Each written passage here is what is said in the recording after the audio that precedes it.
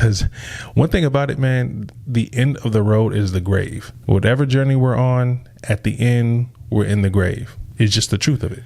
Hello, welcome to Roadmap to Wealth Podcast, episode 1, where we will be talking about behavior. Do you have a proper behavior budget?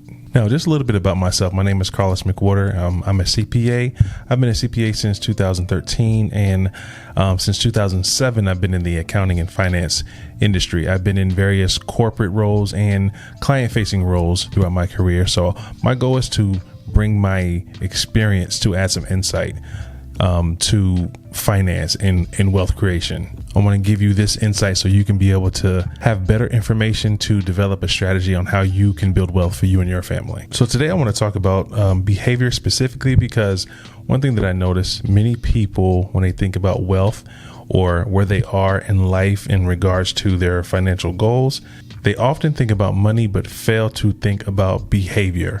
Even if I'm dealing with a client, the questions they ask me are, hey, what do I need to invest in? How much do I need to save? Every question is about a dollar amount. None of them really ask me about, hey, what do I need to do? What do I need to change? They're not insightful enough or knowledgeable enough to understand that wealth really isn't about the money that you make. It's more about the behavior once you get the money and what you do with it over a long period of time. That is what makes people wealthy. And recently I was reading a book that I recommend to any and everyone who wants to learn more about finance and money. Richer, Wiser, Happier by William Green. And the thing is, this book is mostly about the wiser and the happier than it is about the richer. William Green is a finance journalist, and he goes into these deep dives into all of these famous hedge fund investors, Warren Buffett, Charlie Munger, Joel Greenblatt, Sir John Templeton. And he breaks down pretty much their mindset towards success in life. And one thing that I found, all of these billionaires are extremely disciplined and principled. Many of them aren't chasing wealth, they're chasing success. And they're able to get to the wealth because they have such a disciplined approach to life that is based on the principles that they live by. The wealth just is a result of how they live versus what they're chasing. Many of them ran hedge funds and didn't really charge their customers. They just put their money into the hedge fund, made money. Some of them made some of their clients richer than they were, cashed out and went and lived their life. Wasn't really trying to chase wealth and excess. They were just chasing success. And it seemed as if every last one of them had these different principles that they vowed to live by. Sir John Templeton was one of the greatest examples. He never believed in any type of waste. He didn't waste money. He didn't waste time. He didn't waste relationships. He didn't do small talk. He was so dialed into what his goals were. He did not want to waste any time. There was a story in this book to where someone asked him if they can have maybe 3 minutes just to talk to him about something. And he said, come to my office at 4:12 because I have a meeting at 4:15.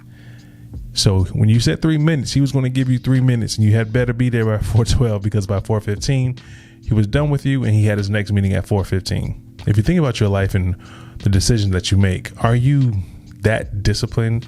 Is your behavior that in line with your goals? And maybe we can see where we are versus our goals and why we're not there. If we're being honest, as a finance professional, I can tell you this. Any good finance professional that's giving you advice, whether this is like a financial planner, a CPA, an investment advisor, any good one is going to get an understanding of who you are before they give any advice. They need to understand your behavior in order for them to give you advice. It's just plain and simple. Like, I get a lot of questions from people. Hey man, what should I invest in? I don't give them an answer. I don't know you. I don't know your habits. I don't know your risk profile. I don't know how long you've ever held the stock. So I don't know how confident I can even be in giving you some of these a stock pick. I may be confident that the company is going to perform well over a long period of time, but I may not have any faith or understanding of you that you would hold the stock long enough to benefit from it. Professionals understand we got to get an understanding of who you are and your behavior, your history with finances in order to give you a suggestion that makes sense, that would actually work for you. And then also made me start to think about some of the people who struggle with finances or struggle with budgeting. Like one of the most simple concepts of money management and dealing with money is coming up with the budget or sticking with the budget. And many people fail to do that. Now, there's various reasons, but I believe one of the main reasons is many of us focus on the dollar, but again, we don't focus on behavior. I think more people can be successful with a behavior budget than they can with the finance budget or a monetary focused budget. Now, of course, it is a budget. We're talking about money, so everything boils down to dollars and cents. But what I'm saying is, so for instance, if I say you can only spend $50 on dining for the week, there are people who are going to struggle with that. Like $50, does that mean I can go out one time, two times? Does that mean I can go out to a fancy place? Like it tells you what you can't do. It doesn't really tell you what you can do. But conversely, if you say, okay, the budget this week is you can only go out to eat one time this week. It's a behavior budget. It's not really focused on dollars. Of course, the end goal is to not spend too much. However, it's focused on your behavior because they're focused on the behavior and versus a dollar amount. They're not thinking about the dollar sign.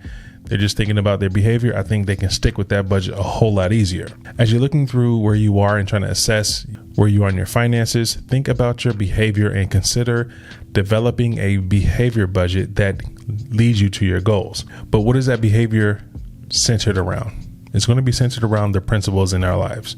So what is your behavior going to be based on? If you were to develop a behavior budget, what are the behaviors going to be based on? They're going to be based on your principles. So now let's look at the definition of a principle. A principle, a fundamental truth or proposition that serves as the foundation for a system of belief or behavior or for a chain of reasoning. So I suggest taking some time and thinking about what are the things in your life or what are the things that are in your belief system that are your principles, whether it's faith, whether it's family, whether it's a certain type of social life, a certain levels of travel, whatever the thing is that develops your mindset, that develops your passions and values. Those are the things that are your principles, and your behavior needs to be in line with those principles because you're more likely to stick with it. You're more likely to definitely resonate with them, and it's going to make your life much more meaningful versus just chasing a dollar amount or a certain number of commas in your bank account. And I think the bottom line is once you have your behavior that's in line with your belief system, in line with your principles, your life is just going to have much more meaning. You're going to enjoy it so much more. We're all on a journey and we're all trying to get somewhere, but a lot of times we forget to enjoy the journey because one thing about it, man, the end of the road is the grave. Whatever journey we're on, at the end, we're in the grave. It's just the truth of it. So you can't wait till you get there to enjoy it because you never know when you're actually going to get to that goal. You know, we hope we can get there soon and enjoy the fruits of our labor, but we never really know what's going to happen in the future or what turns our lives take. And we just never know. You may reach your goal in 2 years. You may reach it in 5 or 10. I'm 40. I might reach it in 60. I don't want to be 60 years old before I start enjoying the life that I'm trying to build. I want to actually enjoy it on the way. So always remember where we're all going to end up and make sure you're enjoying the journey because you never know when that journey ends. So make sure you align your behavior with your principles, make your life meaningful. Don't just chase the money. Of course, we all want it. We all need it. Many of us want more of it. And I understand, I get it. At the same time, don't neglect where you are now. Don't neglect the opportunity or the fact that where you are now is way better than where you were. You know, some of the problems you have, you prayed for them and you're sitting in it. And sometimes we forget that when we're just kind of in the hustle and bustle of life and we're trying to get through and get to the next level, get to the next level, get to the next thing. Sometimes we just have to enjoy where we are and enjoy the journey. And when I think about the journey, I always think about how I may not be there, but I'm happy because I'm on the way. If I'm driving to a destination that's 5 hours, I may be 2 or 3 hours into the drive.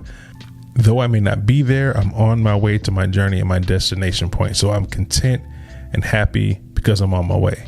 So that wraps up this episode. I just wanted to share some thoughts on what I believe people should focus on when it comes to money and when it comes to their journey in life. We should focus on our values and our behavior and make sure that we're in line with what we say we believe to make our lives more meaningful along the way as we're on our journey.